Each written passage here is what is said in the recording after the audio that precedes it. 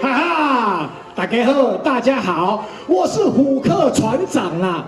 哎呦，小飞侠，哦，找你找半天，原来你跑到这个地方来哈，看我的厉害，耶！哎呦，好，你卖走你，嘿，耶！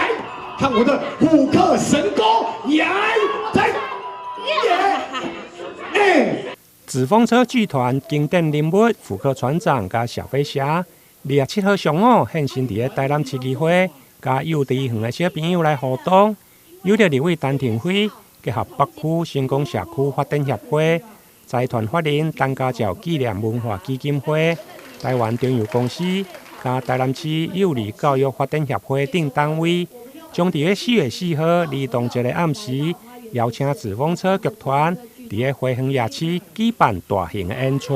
我要邀请我们这个纸风车剧团来到台南来表演，大家说好不好？好不好？我们安排纸风车来到台南来演出，大家说好不好？好。而且这是我们疫情开封之后，大家可以很快乐的度过一个最盛大的儿童节。所以呢，邀请大家4月4号晚上7点，在我们花园夜市，大家都知道花园夜市在哪里吗？知道吧？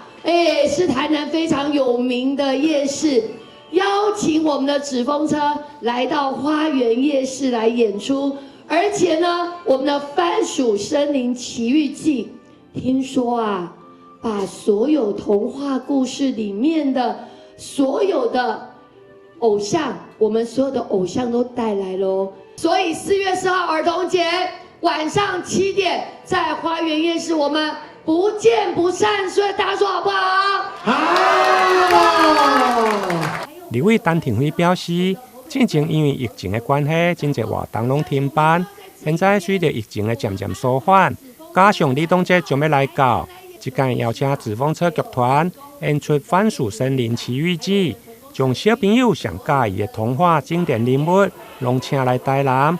相信纸风车剧团充满想象加创意的戏剧演出，会用个造予小朋友一个欢乐的儿童节。